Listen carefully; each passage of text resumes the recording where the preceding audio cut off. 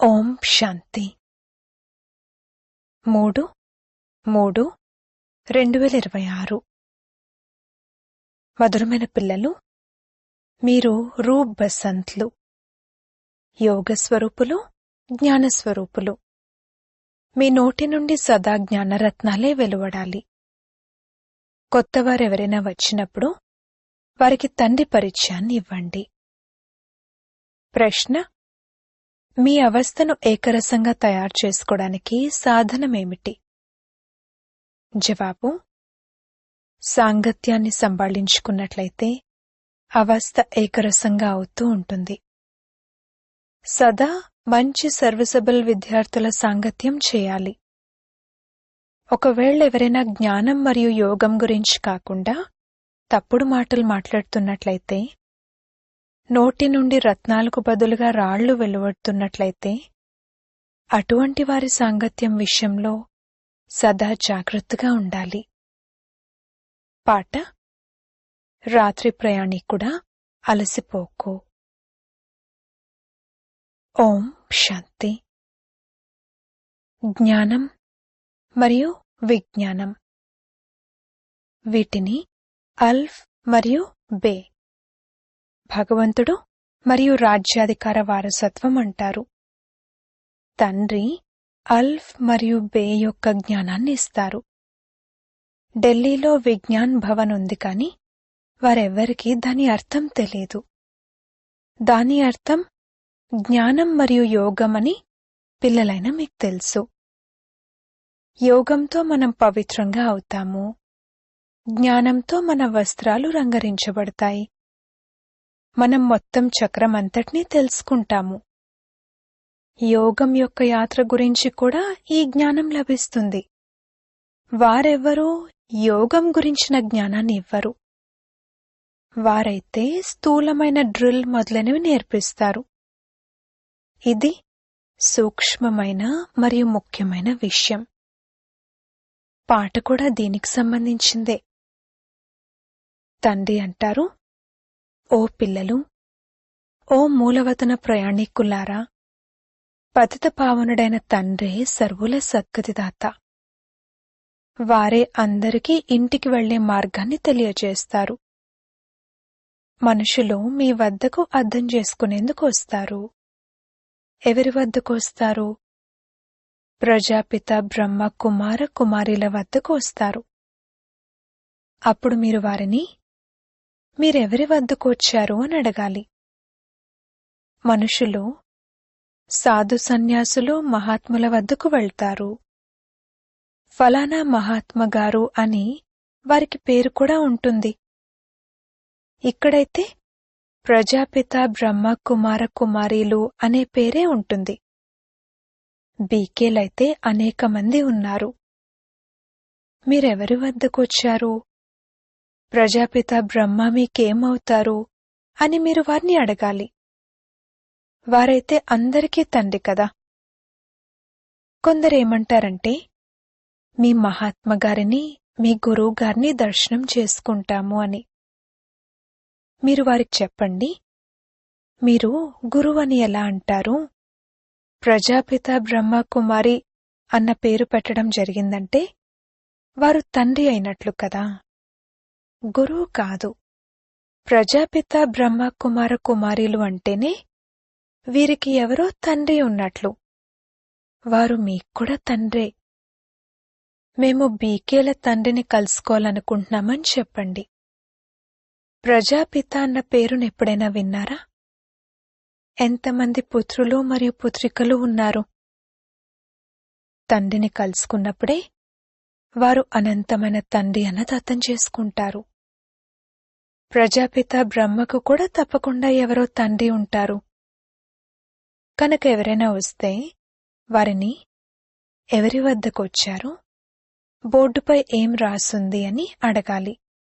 ఇన్ని సెంటర్లున్నాయి, ఇంతమంది బ్రహ్మ కుమార కుమారీలున్నారు అంటే తప్పకుండా బ్రహ్మ తండ్రి అవుతారు. గురువు కాలేరు. ముందు ఈ విషయం వారి బుద్ధి నుండి తొలగాలి. ఇది ఒక ఇల్లు, ఒక ఫ్యామిలీలోకొచ్చాను అని భావించాలి. మేము ప్రజాపిత బ్రహ్మకు సంతానం కావున తప్పకుండా మీరు కూడా సంతానమే అవుతారు. అచ్చా, మరి ఆ బ్రహ్మ ఎవరి సంతానము? బ్రహ్మ విష్ణు శంకర్ల రచయిత అయితే పరంపిత పరమాత్మ శివుడు. వారు ఒక బిందువు, వారి పేరు శివ. వారు మనకు తాతగారు. మీ ఆత్మ కూడా వారి సంతానమే. బ్రహ్మకు మీరు కూడా సంతానము. కావున మేము బాప్ దాదాను కలవాలనుకుంటున్నాము అని మీరు ఈ విధంగా అనండి. వారికి ఎలా అర్థం చేయించాలంటే వారి బుద్ధి తండ్రి వైపుకు వెళ్ళిపోవాలి. నేను ఎవరి వద్దకు వచ్చాను?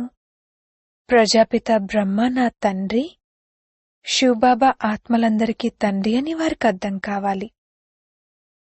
కావున ముందుగా మేమెవరి వద్దకు వచ్చాము అన్నది అర్థం చేసుకోండి. యుక్తిగా ఏ విధంగా అర్థం చేయించాలంటే వారికి మీరు శివబాబా సంతానము, ఇది ఒక ఫ్యామిలీ అని అర్థమవ్వాలి. వారికి తండ్రి మరియు తాతగారి పరిచయం లభించాలి.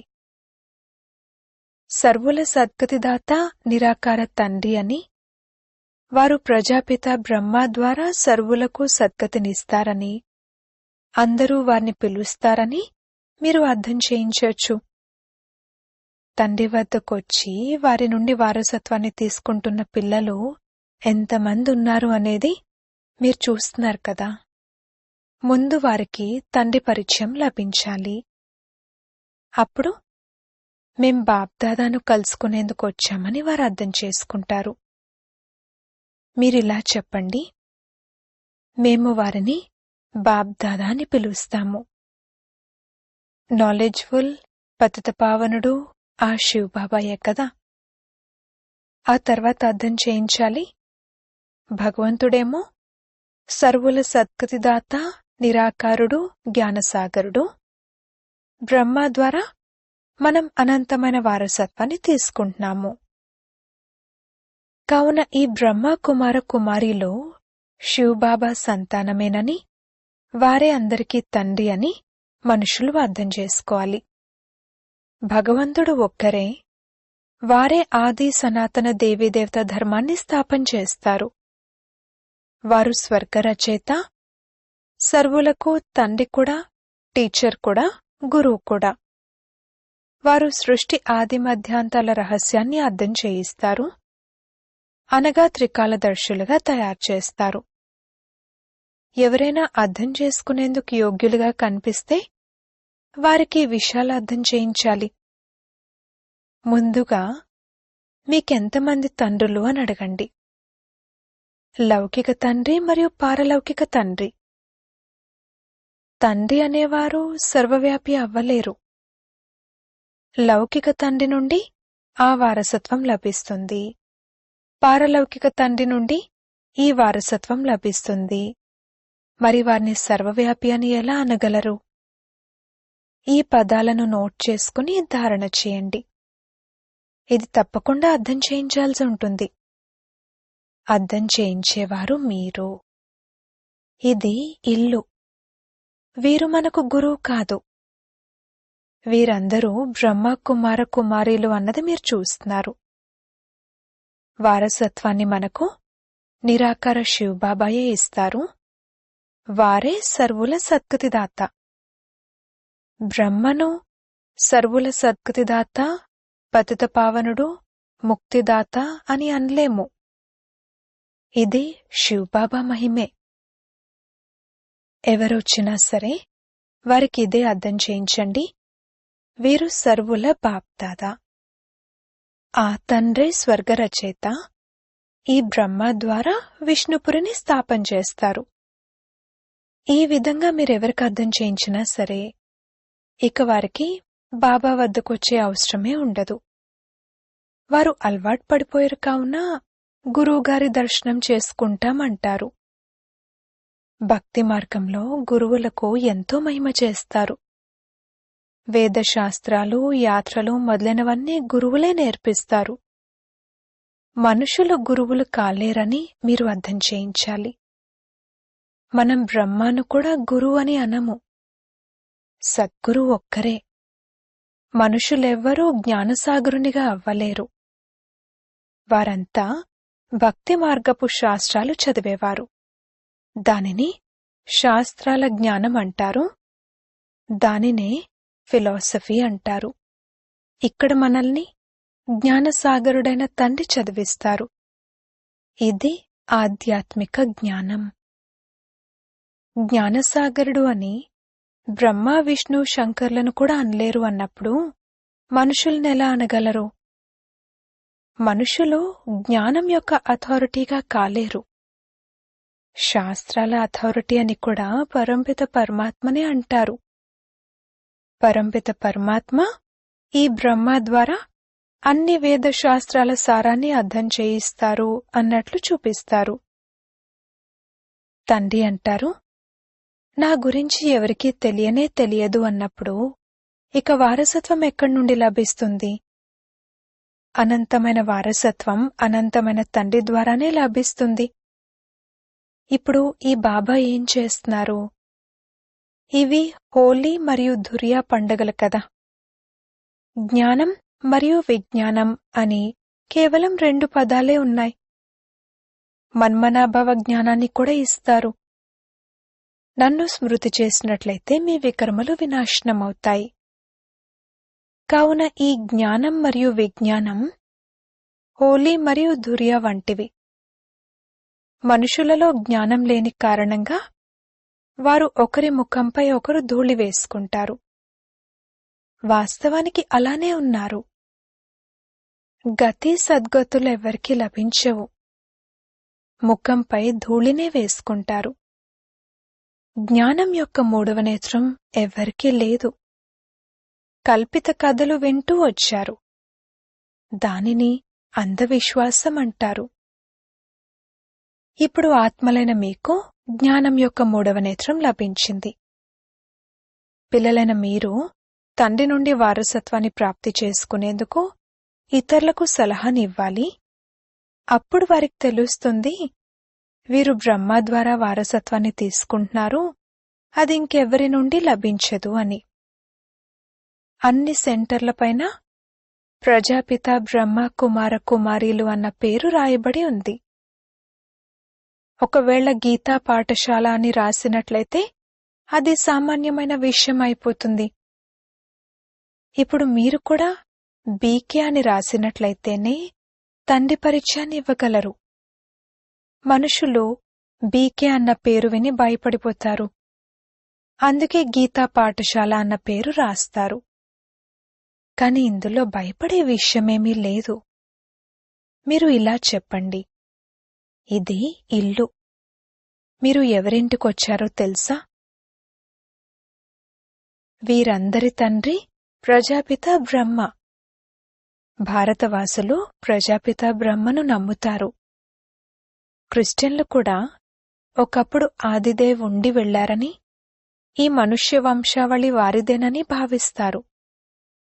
కాని వారు నమ్మడమైతే తమ క్రైస్ట్నే నమ్ముతారు. క్రైస్ట్ను బుద్ధుడిని ఫాదర్గా భావిస్తారు. వారి వంశవృక్షము ఉంటుంది కదా. వాస్తవానికి తండ్రి బ్రహ్మ ద్వారా ఆది సనాతన దేవీదేవత ధర్మాన్ని స్థాపన చేశారు. బ్రహ్మ గ్రేట్ గ్రేట్ గ్రాండ్ ఫాదర్ అయ్యారు. మొదట తండ్రి పరిచయాన్ని ఇవ్వాలి. మేం మీ తండ్రి గారిని కలవాలనుకుంటున్నాము అని వారంటే మీరు వారికి చెప్పండి, వారసత్వం శివబాబా నుండి లభిస్తుంది, బ్రహ్మబాబా నుండి కాదు. మీ తండ్రి ఎవరు?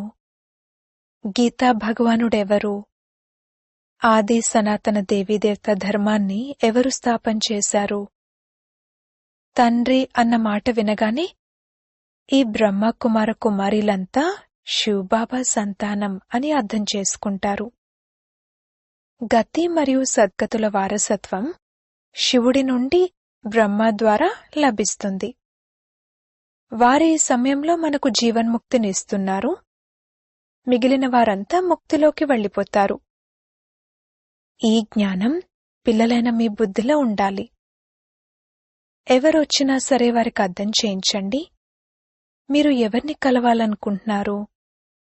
వారు మాకు కూడా మరియు మీకు కూడా తండ్రే. ఇక్కడ గురువులు సన్యాసులు ఎవరూ లేరు. ఇది మీరు అర్థం చేసుకున్నారు. ఎలాగైతే హోలీ ధురియా పండుగలు జరుపుకుంటారు కదా, లేకపోతే హోలీ ధుర్యాలకు ఎటువంటి అర్థం ఉండదు. జ్ఞానంతో వస్త్రాలను రంగరించుకుంటారు. ఆత్మ ఈ వస్త్రం లోపల ఉంది. ఆత్మ పవిత్రంగా అయినట్లయితే శరీరం కూడా పవిత్రమైంది లభిస్తుంది. ఇది పవిత్రమైన శరీరం కాదు, ఇది సమాప్తం అవ్వనున్నది. గంగా స్నానం శరీరానికి చేయిస్తారు, కాని పతిత పావనుడు ఒక్క తండ్రి తప్పింకెవ్వరూ కారు. పతితంగా ఆత్మ అవుతుంది. ఆత్మ నీటి స్నానంతో పావనంగా అవ్వలేదు. ఇదెవ్వరికీ తెలీదు. వారైతే ఆత్మే పరమాత్మ, ఆత్మ నిర్లేపి అంటారు. ఇప్పుడెవరైతే తెలివైన వారిగా అయ్యారో వారే ధారణ చేయగలరు మరియు చేయించగలరు.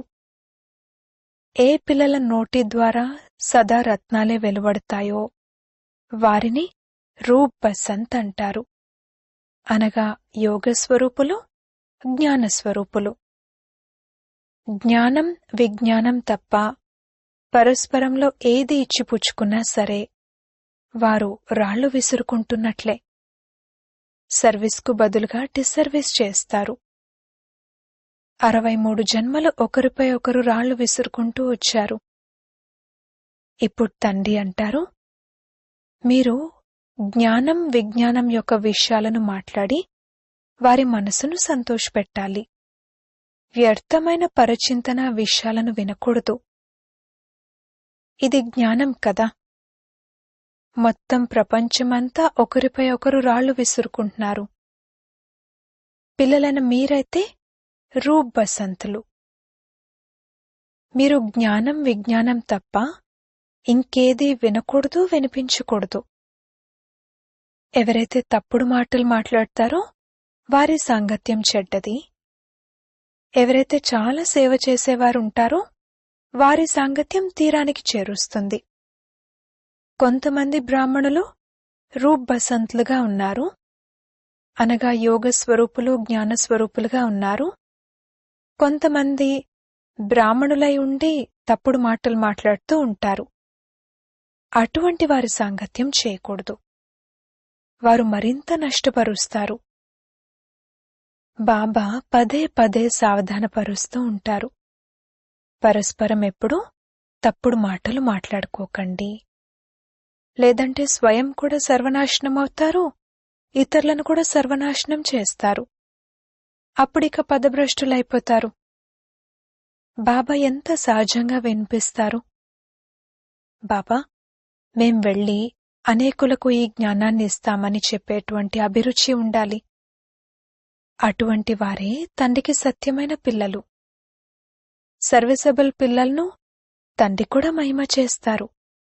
వారి సాంగత్యం చేయాలి.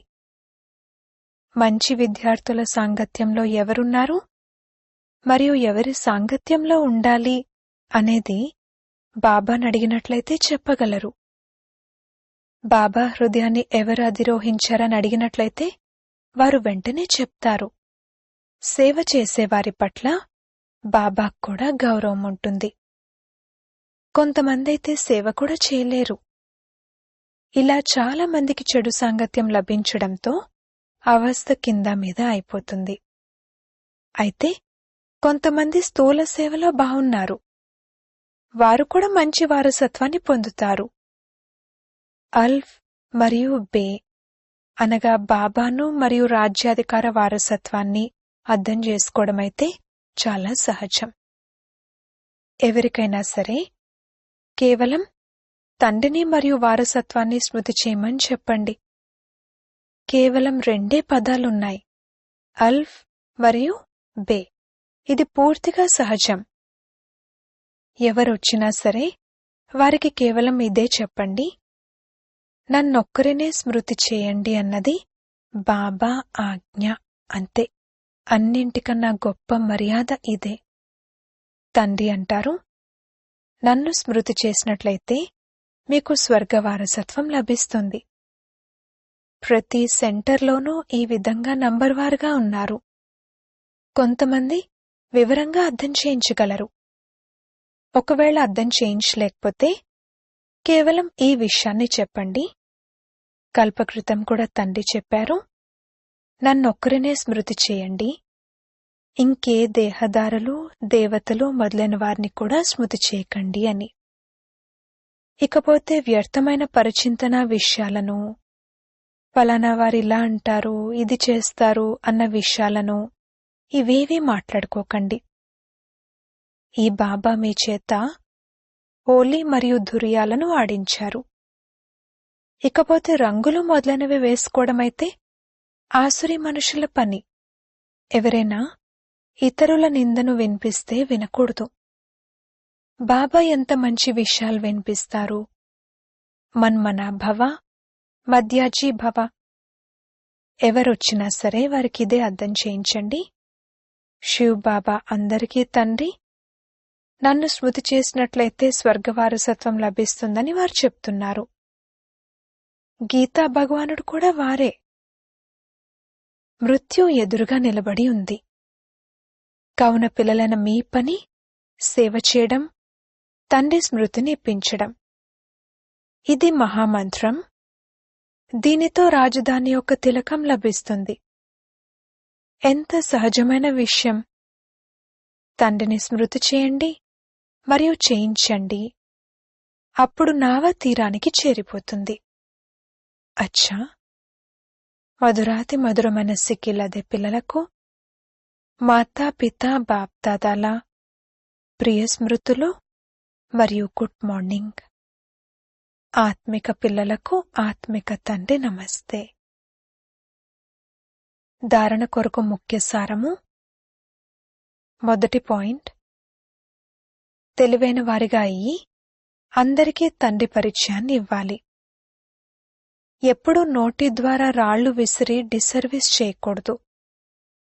జ్ఞానయోగాల గురించి తప్ప ఇంకేమీ చర్చించకూడదు. రెండవ పాయింట్, ఎవరైతే రూప్ బసంత్లుగా, యోగస్వరూపులుగా, జ్ఞానస్వరూపులుగా ఉంటారో, సర్వీసబుల్గా ఉంటారో వారి సాంగత్యమే చేయాలి. ఎవరైతే తప్పుడు మాటలు వినిపిస్తారో వారి సాంగత్యం చేయకూడదు. వరదానము, జ్ఞానం ద్వారా రావణుడి బహురూపాలను తెలుసుకుని అతడి ఆకర్షణ నుండి ముక్తులుగా ఉండే ధైర్యశాలి భవ.